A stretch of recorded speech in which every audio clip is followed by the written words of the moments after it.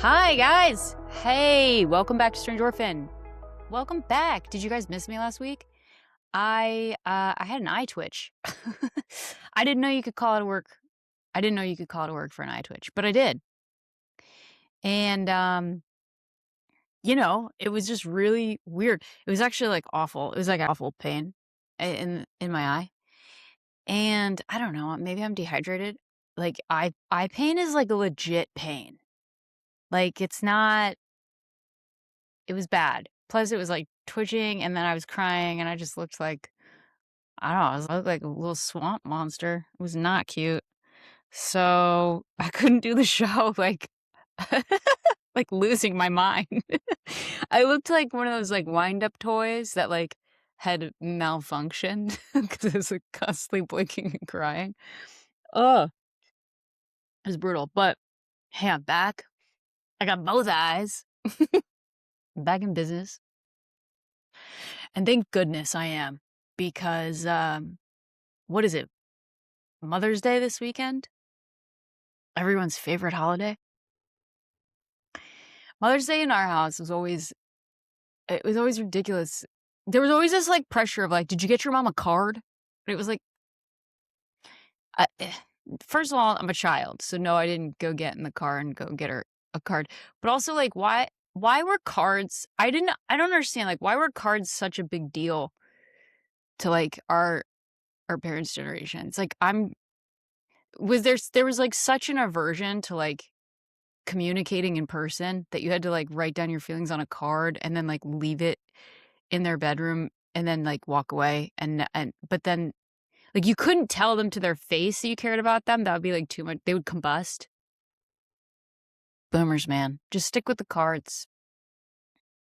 And like they were all like Hallmark cards. They were all just like a bunch of fluff that didn't make any sense. Mother's Day. Did you get your mom a card? Strange Orphan, oh my gosh, you're seeing the lightning bolt happen.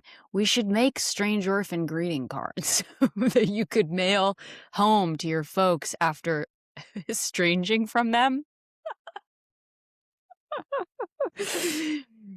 Happy Mother's Day. I'm sorry it didn't work out. Happy Mother's Day. Thank you for chasing me around the house with a broom for 25 years. Oh, man. That would be so fun to just like send home like, Happy Father's Day. Here's a therapy bill. Oh, there's just so much. Yeah, it could be great. A strange orphan Merry Christmas. An orphan Christmas. And then like our insignia could just be like a little tiny Tim, like a little like crutches or something. I definitely see a greeting card business in our future. Anyway, yeah, I'll have to rate some of those cards later. Wow, what a cool idea. Hey guys, welcome to the show this week. Thanks for being here. I definitely wanted my eye to heal in time so that we could talk about this one because this is a tough. I'll admit, Mother's Day has always been a bit of a painful. It's always a painful Sunday. It's like it's always one of those weekends where you definitely stay out of brunch. You definitely don't go to brunch, and you stay out of places where you're gonna face more heartbreak. This holiday is like a tough one to kind of get through. Like if you've recently cut ties from your mom, like this is a tough holiday to it can be really bittersweet. Like on the one hand, you can be proud of yourself, and then on the other hand, you're like, but I wish I had a mom. It could just be strange. When I try to think back to like when I first separated from my family, like the hardest thing for me to conquer and to kind of get past was what I'll call like mother hunger. Like there's sort of this like empty feeling in the heart that you're like, am I ever going to get this thing filled? Am I going to pump this up with something? And so today I wanted to talk about throwing some pancakes into the Grand Canyon. I want to talk about nurture because I think trying to like care for ourselves and like trying to conquer that feeling of emptiness that you get when your original love source, your original battery is not filled, and even worse, it could be depleted and drained from the person that was supposed to fill it. I think those are really tough. Those are tough landscapes, and it took me a really long time to navigate them. And I wanted to talk about some things I did, good and bad, right and wrong. I've done it all. I definitely did the Looney Tunes thing of making strangers or, bosses and coworkers like into a version of like a surrogate mother. I would not recommend that. That is not a good idea. I had many bosses in my 20s that I was like, "Are you my mother? I can make you one." And I would like I didn't know boundaries. And so I would like, because I was so hungry for like family love, I would like just try to weasel myself into people's families. It just, it was always such a bad idea. Like that's your boss and they're taking advantage of you because they're not paying you because they know you're an orphan. But you also should not be sleeping on their couch. Yeah, really tough. It was really tough terrain for a long time because I was so hungry for like a maternal fill up, Woof. Here's what I hated. Here's what I always hated. My therapist was always like, you have to reparent yourself. And that just felt like more work. Like I've already survived I already felt like Indiana Jones. Like I've come out of like the Temple of Doom. I'm tired. I got blood and dirt on my face. Now, now I've got to rebuild a person. Are you freaking kidding me? And yeah, you do. You have to. Everything you've learned to like get love and to like put love in your body is like a vending machine version of sustenance. It's like garbage. It's like garbanzo beans. So reparent yourself. No thanks. I used to go. There were a couple years in Los Angeles where I would go to like Cheesecake Factory on Mother's Day. I don't know why. I wanted in on the like cake action. I just always saw those cakes going by and they always looked so good. They were always so big. I had a friend in high school whose mom briefly worked at Cheesecake Factory, and we would go get like free cake. Oh my God, that was heaven. That Cheesecake Factory is a mother. If you on the days you really need it, I'll tell you that. But I didn't know how to like nurture myself. I did not know how to reparent myself. I think one of the biggest hurdles when it comes to mother hunger is you learn that love is a resource, and you learn that love as a resource is hard to come by, and that you have to fill in the blank to get it. Growing up, there was just a lot of like dancing around someone's moods to get love and to feel safe, and then also like constantly like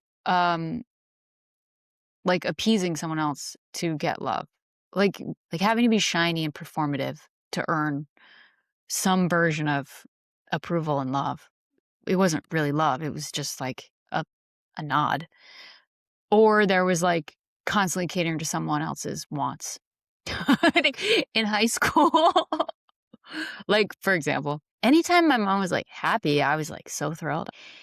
And in high school, my mom wanted to go see like she went through this like stint where she like wanted to be a movie director, I guess. And she would be like, let's go into the city and see a movie. And I was like, yeah, let's go into the city and see a movie. Anything to make you happy. Like anything you want. And we would like get coffees and like drive into Manhattan at like 8 p.m. like crackheads. And like one time she wanted to see Requiem for a Dream. And I was, like, in high school or junior high. I think I was in, like, junior high. And had to, like, sit in a movie theater with my mom and watch Requiem for a Dream with my mom. Very, uncomfortable experience. I blocked that one out for sure. But you where was I going with this? But my one of the biggest hurdles to not growing up with enough love being pumped into you is that you start to learn that it's not easy to receive love. It's actually a battle. And the brain gets trained in a really crappy way to think that we have to dog paddle for our resources. Or worse, we push resources away because they don't feel safe. And it's interesting, like, I guarantee you could look at your pattern with money and your pattern with stability and home, and then just, like, just write a list of, like, everything that's problematic about your relationship to home or money or love, you know, and then see if it matches what happened with your first imprintation of love with your mother. I guarantee you they're pretty similar because, that original that original offering of love that comes from a mother, that comes from a parent. It's like you're not supposed to do anything to earn it. That's like you're just supposed to it's like the purest form of love is just being given something. And so you think like if you weren't given that free of charge, you tend to think that everything in life is something you have to struggle for, that you have to fight for. And so our earliest imprints of our mothers and of love and of nourishment and nurture then set the stage and they become this like track that at least I had to override in my mind to come to an understanding of like deservingness and worth and like what love should be and should feel like. Learning that like you don't have to constantly be, struggling for like hustling for love and money. I came from a home where if you were like lying down, you were called lazy. It's like I didn't even read books as a kid. Like I wasn't like put a book in my hand because that was considered like laziness. Just so stupid. And like now, if you look at like the energetics of receiving, hustling is draining your battery. Worth and understanding that we can just like be worthy of receiving love, that takes an entirely different program in the mind. And it's not just like a mantra. It's like a feeling in the body. And like a new way of living your life. I didn't know how to do it. So how did I learn to love myself? Even like even saying it is so weird, right? But it's true, you have to. It can feel very strange at first. It can feel lazy. It can feel wrong. It's sort of like if you've never been like loved and nurtured, if you've never really been cared for, it can feel like learning how to eat with your foot. It's not going to be second nature. It's not going to be something you just do with ease. You're going to have to like keep making attempts to do it. Like eating real meals, not garbage, cooking your own food. That's like huge. And so many people don't know how to cook their own food. But like there is so much care in making your meals for yourself. You know what goes into it. You know what goes in your body. You know it's going to nourish you. Now we've gone the other way and we've become like obsessive. We've become like food maxing. But I don't know, find a healthy medium. I would say if you have the funds, buy a hammock and lay in it. Cry. I did that for a year. I did that over the pandemic. It was a great hammock. It feels like a cool breezy womb. It's really nice. Nature is the best mother there is. Nature, just like its function is to absolve all of our agony ions. Like, nature is just the best purifier. So, if you can get in nature as much as possible, do it. And then, rest is not a punishable offense. Take a lot of time to rest. Find ease in the day. You deserve ease and you deserve kindness. And talking to yourself with kindness. I think the voice, a lot of times we don't question the voice in our head. But someone put it there. So question how mean that voice is and change it. Get rid of it. Oh, a big one for me was like you deserve to protect your peace. And I know that sounds a little like it might sound snowflakey to some, but I think that a lot of times when you're going through a healing journey, when you're shifting out of old patterns and you're breaking old cycles and you're cutting ties from folks, you're going to have a lot of people kind of in your orbit that are their energy is not great to be around, and they're downers or they're complainers or they're nitpickers. Like there's things that you have to start to there's certain like energy you've got to separate yourself from, and it's the healthiest way to be. Like you have to do it. It's self-preservation. Some warnings when it comes to nurture and care. Taking care of other people is not taking care of yourself. It's not the same thing. And I think for a long time, like I've definitely fell into this pattern of it was like a pattern I grew up with. Like I learned that if you want love and if you want to be reflected with okayness, you had to like take care of someone first, and you had to please someone first. And that's not the same thing as pleasing yourself. If we go out in the world thinking that by filling up someone else's cup, ours will be filled up, you're just gonna be drained. You're just gonna be drained. So it's not the same thing. And honestly, I'll be honest, this was a really weird thing. I didn't get it at first. Like I was always so happy to be people pleasing. I was always so happy to please other people. And my people pleasing was sort of like an IV drip of good feelings, of good vibes.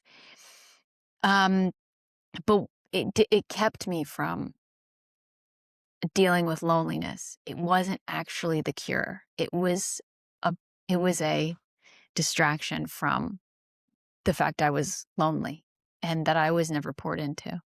So just be mindful, like some of your coping mechanisms can actually feel great and you don't want to give them up. But if you look under the rug, there's a reason that you enjoy them. They're hiding something.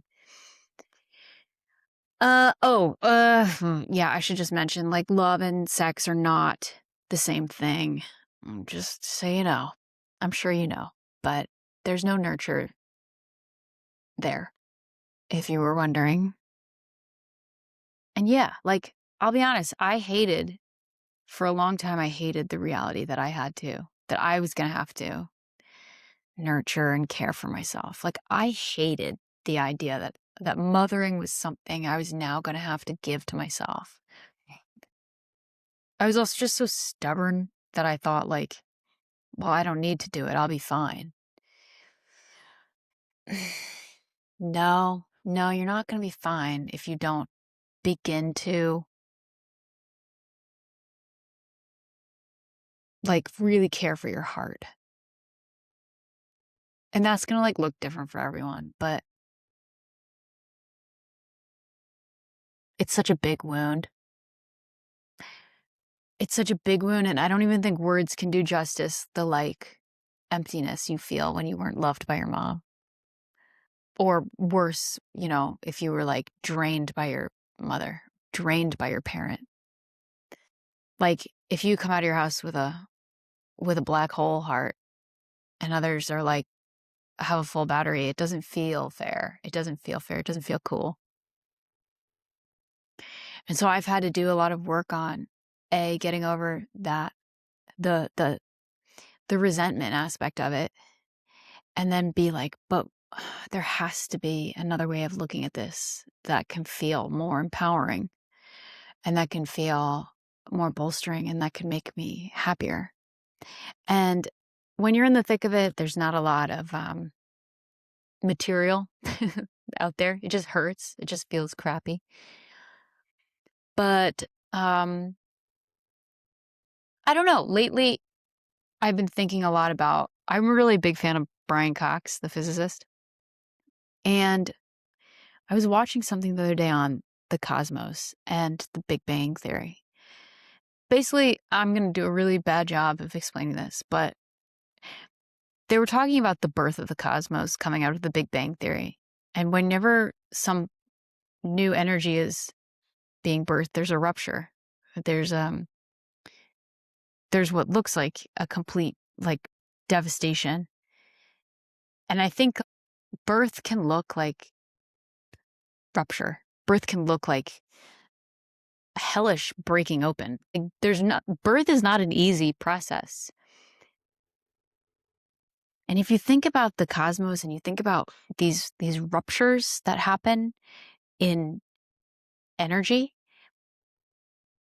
there is an argument to be made that, like, if you came here on this planet to be a cycle ender in your life, there's going to be a rupture somewhere in your spirit, in your soul.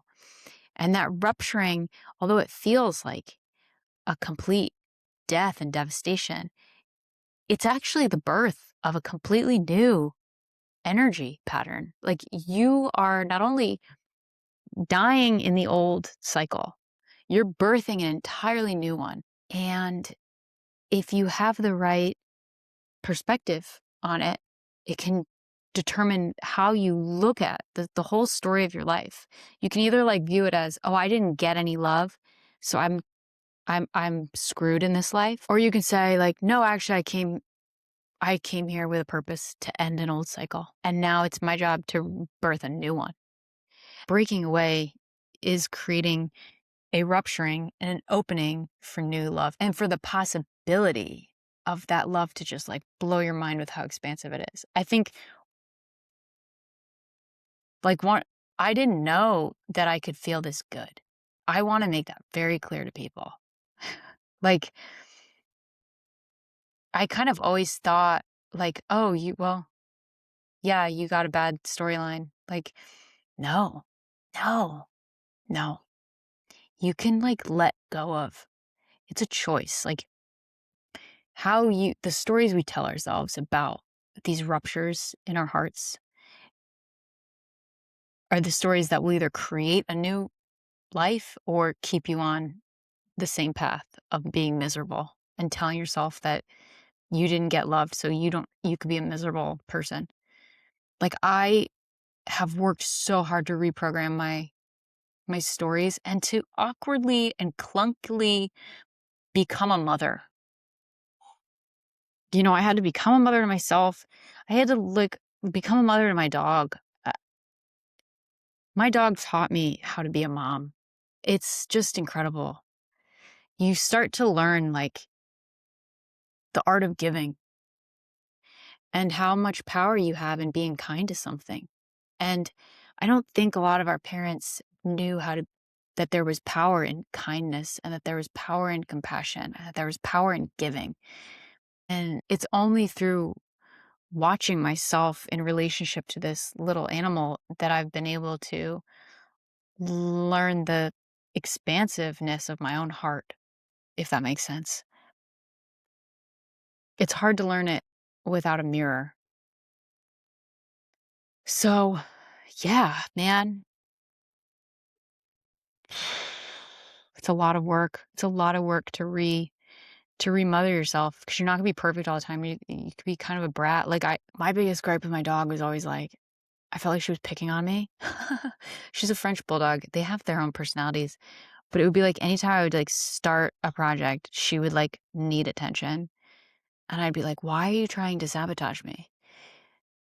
And it's like, "Really, Laura? Or is that just like an old Is that an old thought from somewhere else? So if Mother's Day is, like, hard for you this year and you're still in the throes of that ache, um, I encourage you to find a new way to look at it. You may not feel differently this year, and that's fine. My healing took many years, but the stories we tell ourselves can either doom us or keep us alive. So choose your story wisely.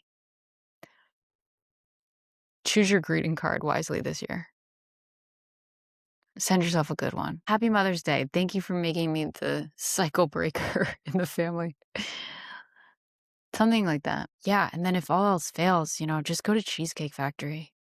Sometimes you just need a blackout on Mother's Day with a chocolate blackout cake. So I guess this pod ep is sponsored by Cheesecake Factory. When you have no mother, when you have nowhere to go stuff your face with a piece of cake. All right, well, hey guys, just get through this weekend and don't send any cards home you'll regret. Keep it classy this weekend. Keep it classy. And take yourself on a nice little ice cream date. Tell yourself a really good story this weekend. Well, I think that's it. I'm back in action. My eye's not twitching anymore, thank God. And yeah, I'll see you guys next week. Hang in there. Take care. Bye.